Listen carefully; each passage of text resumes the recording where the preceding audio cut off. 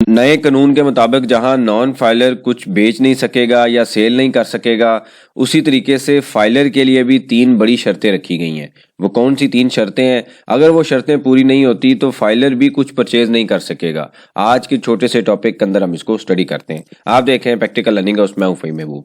वापस आते हैं टॉपिक के ऊपर। जैसे आप सबको पता है कि जो बजट है, जो बिल था, वो अप्रूव कर दिया गया है। उस बिल के अंदर काफ़ी ज़्यादा चीज़ें जो थी वो हमने पहले भी डिस्कस की। तकरीबन वही चीज़ें अप्रूव हुई हैं, थोड़ा बहुत उसमें चेंजिंग्स आई हैं, ज़्यादा चेंजिंग नहीं आई। तो फाइलर के लिहाज से काफ़ी क्वेश्चन आ रहे थे कि फाइलर के लिए क्या मसले हैं। हमने पहले वैसे एक लेक्चर देखा था जहाँ पे हमने डिस्कस किया था कि फाइलर के लिए क्या प्रॉब्लम्स हैं। लेकिन सबसे पहला तो कॉन्सेप्ट आप ज़हन में रख लें कि फाइलर का जो वर्ड है वो तकरीबन ख़त्म है। अब उसकी जगह पे यूज़ हो रहा है अहल, मतलब आप अगर एलिजिबल हैं और तो आप कुछ कर सकते हैं, अगर आप एलिजिबल नहीं हैं तो आप कुछ परचेज नहीं कर सकेंगे। तो सबसे पहला तो उन्होंने जो वर्ड ऐड किया है वो फाइलर के वर्ड को तकरीबन ख़त्म करके एलिजिबल का वर्ड ऐड किया है। दूसरे नंबर पे जो बड़ा इंपॉर्टेंट है वो क्या है कि आपने फाइलर अगर कोई अपनी टैक्स रिटर्न फाइल कर रहा है तो उसने साथ ये भी बताना है कि उसकी फैमिली में कितने मेंबर्स हैं।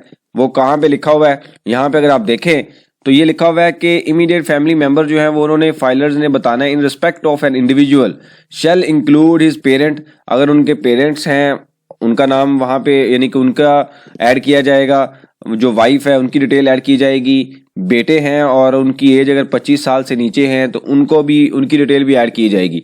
अब यहाँ से क्या लगता है कि अगर 25 साल का वर्ड यूज़ किया गया है तो 25 साल से कम कम हो तो ठीक है, रिटर्न में ऐड होगा। तो क्या 25 साल से ज़्यादा जब उनकी एज होगी तो वो ऑटो फाइलर बन जाएंगे या ऑटो टैक्स में रजिस्टर्ड हो जाएंगे? अब ये भी एक क्वेश्चन है, इसके ऊपर भी फर्दर क्लैरिटी आ जाएगी। उसके बाद उन्होंने कहा जी डॉटर है जहाँ जिनकी शादी नहीं हुई और या जिनको डिवोर्स हो चुकी है उनको आपने उनका नाम जो है वो भी उनकी डिटेल भी ऐड करनी है। अब ये पहले ये होता था कि पहले भी अदर एक्सपेंसेस में हम नंबर ऑफ फैमिली मेंबर लिखते थे, तो अब क्या हो रहा है कि अब आपने प्रॉपर नाम, आईडी कार्ड नंबर, हर चीज़ वहाँ पे मेंशन करनी है। एक नया फॉर्म किया जाएगा, ऐड किया जाएगा, जो कि अगली टैक्स रिटर्न से पहले हमारे पास आ चुका होगा। इसी तरीके से बाकी उन्होंने कहा स्पेशल चाइल्ड है तो उनकी डिटेल भी सारी आपने मेंशन करनी है। अब सवाल ये पैदा होता है कि भाई एफबीआर ने ये किया क्यों ये इतनी ज़रूरत पड़ी कि आपने सारे फैमिली मेम्बर्स के नाम भी वहाँ पे लिखने हैं।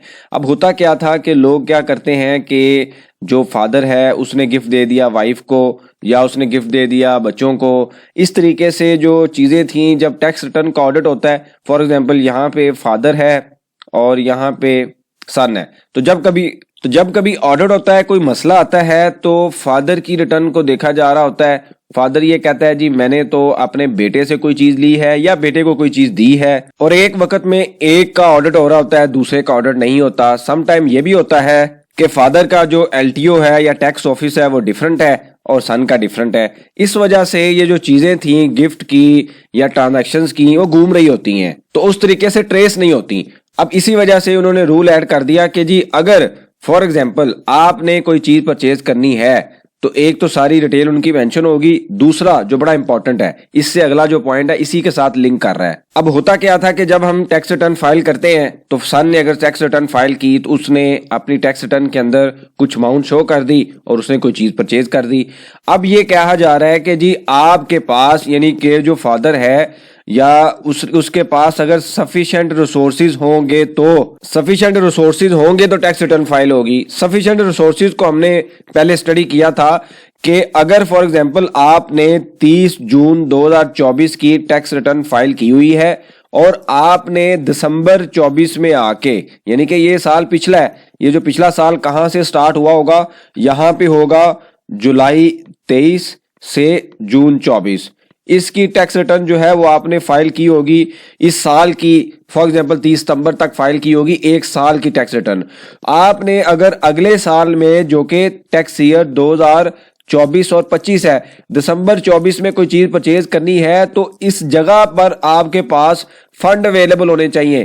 पहले तो ये होता था कि ओपनिंग दिखा दे उसमें से ले ले। अब उसके बाद क्या होता था, पहले भी हम डिस्कस कर चुके हैं, उसके बाद क्या होता है कि हम यहाँ पे जब चीज परचेज कर रहे होते हैं, कोई प्रॉपर्टी होती है, कोई व्हीकल होती है, कुछ भी है, हमें नहीं कहा जाता कि पैसे कहां से आए हैं। अब यहां पे ही हमें पूछ लिया जाएगा कि पैसे किधर से आए हैं। अब ये मसला किसके लिए होगा? फाइलर के लिए। जो नॉन फाइलर है वो तो वैसे कुछ नहीं ले सकेगा, तो फाइलर के लिए भी मसला शुरू हो गया है कि आपने जस्टिफाई करना है कि भाई ये पैसे कहां से आए हैं, आपकी रिटर्न में फंड अवेलेबल थे, इस वजह से आप चीज परचेज कर रहे हैं। इसके ऊपर एफबीआर ने थोड़ी सी फर्दर वजाहत जारी कर दी। वो क्या वजाहत थी कि कैश एंड कैश इक्विवेलेंट की बात की गई है। मिसाल के तौर पर 30/6/2024 को आपके बैंक में 1 मिलियन पड़ा हुआ था, तो एफबीआर ये कहता है कि जी अभी उसने वैसे बताया नहीं है कि कैश एंड कैश इक्विवेलेंट में कौन कौन से एसेट शामिल होंगे, तो हम अज्यूम करते हैं कि बैंक बैलेंस या कैश का बैलेंस शामिल है। तो आप यहाँ पे अगर 1 मिलियन है तो आप यहाँ पे दिसंबर पे जाके 1 मिलियन का 130% मतलब ज्यादा से ज्यादा जो 1.3 मिलियन है इतनी प्रॉपर्टी या कोई एसेट परचेज कर सकते हैं, इससे ज्यादा परचेज नहीं कर सकेंगे।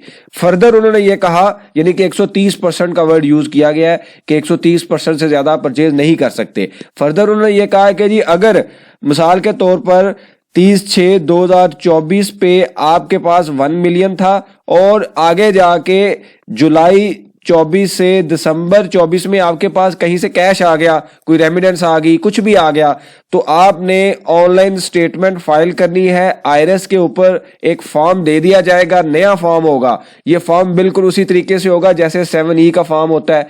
तो वहां से आप उसको वहां पे सोर्सेज शो करेंगे कि ये जो कैश है कहां से आया है। जैसे बैंक में आप कैश जमा करवाते हैं तो बैंक आपसे पूछता है कैश कहां से आता है, आप हमें लेटर हेड पे लिख के दें या कुछ भी डॉक्यूमेंट दें। इसी तरीके से आप एफबीआर की वेबसाइट पे ये सारी चीजें लिखेंगे, वहां से डॉक्यूमेंट जनरेट होगा। उस डॉक्यूमेंट को आप प्रॉपर्टी डिपार्टमेंट में लैंड कार्ड डिपार्टमेंट या सोसाइटी को देंगे, या जो गाड़ी परचेज करनी है मैन्युफैक्चरर को देंगे। उस डॉक्यूमेंट की बेस पे वो आगे काम प्रोसेस करेंगे, अदरवाइज वो प्रोसेस नहीं होगा। याद रखें उस डॉक्यूमेंट के ऊपर प्रॉपर बारकोड नंबर होगा जो कि वेरीफाइड होगा ऑनलाइन। ये आने वाले दिनों में हमें आरएस पे मिल जाएगा।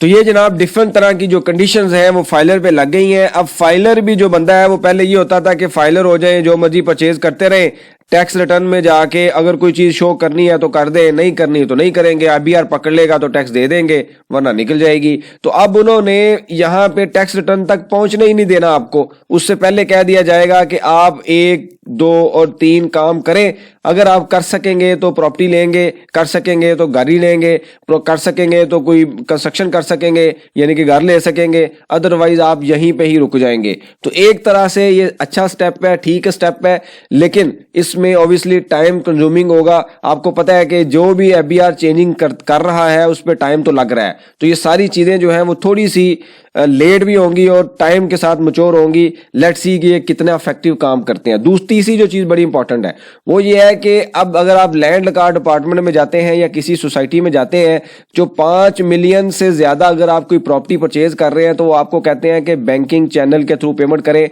वरना वो उसको प्रोसेस ही नहीं कर रहे।